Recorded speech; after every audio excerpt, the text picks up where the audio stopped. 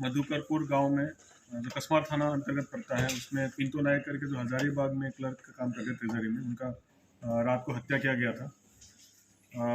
उसका उसके बाद एक एफआईआर रजिस्टर हुआ। एफआईआर रजिस्टर होने के बाद एक हम लोगों ने टीम बना दिए थे अंदर, एसडीपीओ बेरमो जो उसको लीड कर रहे थे, उसमें थाना प्रभारी एवं जो सर्कल इंस्पेक्टर है वो सब लोग उस टीम में शामिल थे।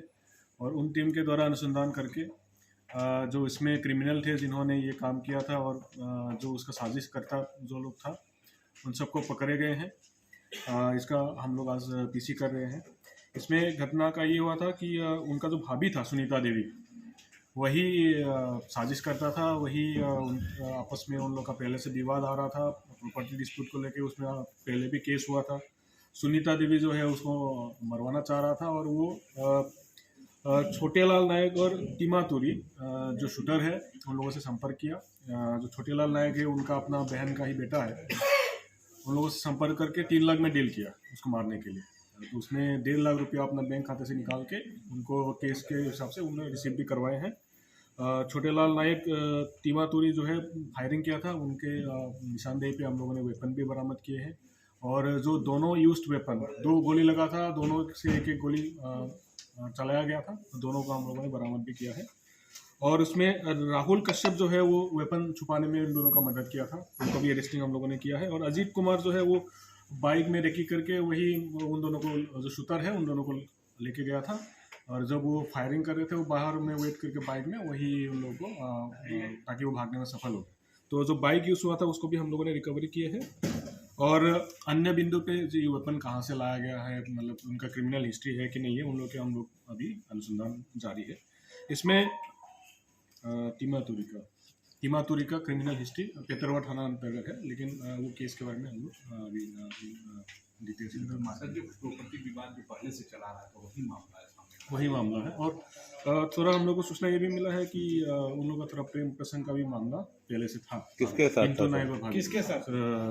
सुनीता देवी के साथ। लेकिन इस पे हम लोग फिर उस पर अनुसंधान जारी है और इसमें क्या ठोस साक्ष्य है उसका हम लोग फिर उसको वेरीफाई करेंगे। सर क्या लग रहा है कैसे घुसे, अपराधी पहले से सुनीता देवी घर में थे क्या?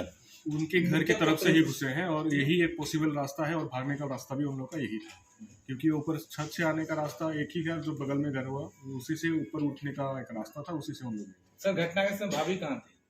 घर पे ही थे। तो सर जैसे रूम में ठंडा का मौसम है तो रूम तो बंद था, उससे खुलवाया गया होगा कि ओपन था? सुनीता देवी पहले से ही प्लान था, हम आएंगे तो अपना गेट खोल देंगे। तुम लोग पहले से बैठा हुआ था, जैसे गेट खोला तो उन लोग घुसा एंटर किया उसने। सर दोनों का घर एक ही रास्ता से आता है, दोनों का ऊपर नीचे होता है। सर ये आरोपी कहाँ से गिरफ्तार किया गया सर? ये जो बाइक में जो मोटरसाइकिल, बट यहाँ मामा घर में रहता था। अच्छा, इसका अपना सहोदर भाई था जिसको जो पागल हो गया था, थोड़ा हायर किया गया होगा, क्योंकि गोली एक एकदम एग्जैक्ट सीने पे मारी गई है और हमें लगता है सेंटीमीटर से भी कम दूरी, यानी एकदम सटा के दागी गई है। दूसरी गोली कनपट्टी के सामने मारी गई है, यानी उस अपराधी को मालूम है कि कहाँ गोली लगने से आदमी का बचने का चांस नहीं हो सकता है।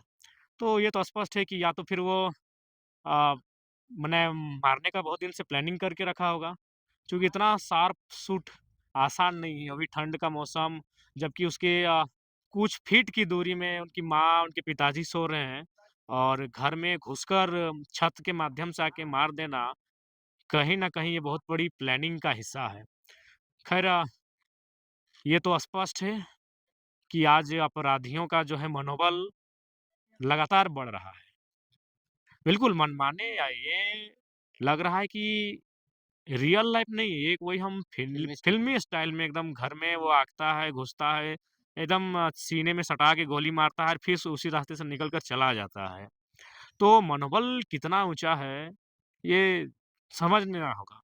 विधायक होने के नाते किस प्रकार से प्रशासनिक प्रक्रिया में इसको मतलब हत्यारों की जांच कराने के लिए काम बिल्कुल, करेंगे? जैसे हमने बाघमारा एसडीपीओ का मामले का जाँच को लेकर हमने पत्र लिखा था।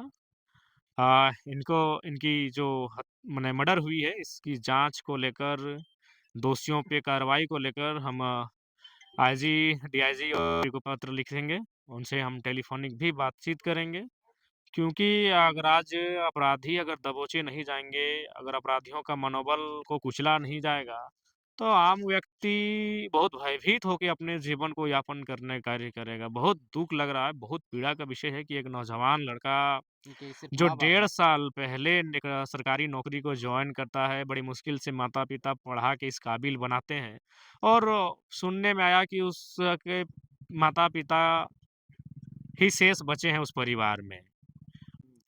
तो पता नहीं लोग इतना क्रूर कैसे हैं? चलिए ठीक है अगर मान के चलते हैं कि जो भी हमारा साथी जिनकी आज डेथ हो गई, हत्या हो गई, अगर उनकी किसी से शत्रुता भी थी, तो शत्रुता का मतलब आज हत्या नहीं होता है। उस हत्यारे को तो कम से कम एक बार सोचना चाहिए था, उस हत्यारे को एक बार समझना चाहिए था कि क्या है इस परिवार में, कौन है इस परिवार की स्थिति क्या है? बहुत दुर्भाग्य और बहुत ही क्रूर, इसे हम क्रूर कहेंगे, बिल्कुल बहुत ही क्रूर। जनप्रतिनिधि होने के नाते मैं तो स्पष्ट है कि इस आवाज़ को थमने नहीं दूँगा, इस आवाज़ को दबने नहीं दूँगा, ये बात आपने सत्य कहा।